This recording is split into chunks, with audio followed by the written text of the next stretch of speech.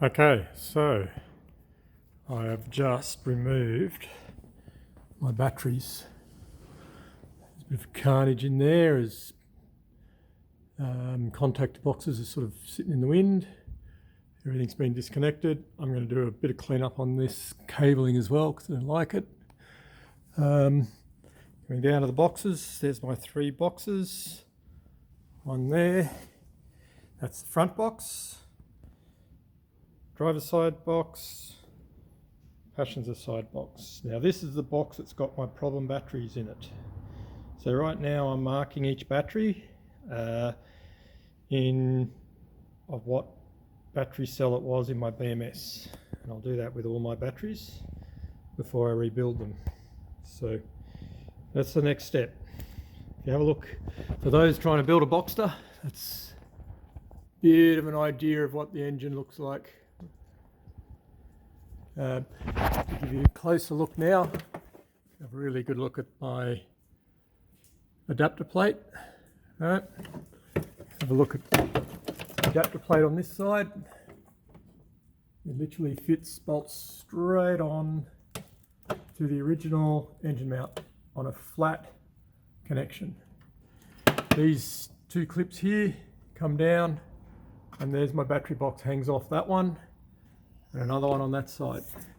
On this side here, these 2 clips here, bolt holes here, and these 2 holes here, fit a clip, and then another bit of angle runs across, and you'll see that in the other video.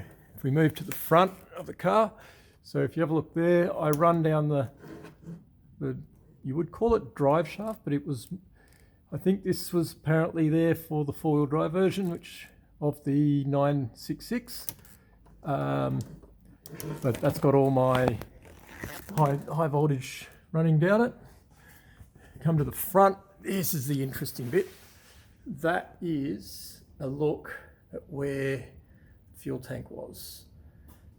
So I've got in here, I've got my vacuum well, comes out of a Toyota Land Cruiser, I think it's a 72 or no, F72 or something like that, not year 72, I think it's in the 80s. It has its own vacuum switch. There's my vacuum pump, and the vacuum pump comes out of a Porsche Cayenne. Right. We have another vacuum switch there. So in Australia, you've got to have a low vacuum alarm. That's triggered from this switch. This switch here is high vacuum, so that turns off the vacuum pump. So if I get too low, this one will trigger an alarm in the actual cab. This is my, so that there is my amp meter for my BMS. Right. And that's pretty much in this area here. So to give you a bit of an idea of how it all works. And they're my 2 Anderson connectors, sorry, that connect up the batteries. Now they're only 175 amps each, but they seem to be handling a 900, 1,000 amps without a problem, and I can't see any heat damage or heat evidence in any of them. So that's it. Now it's just a matter of getting there and sorting out those batteries.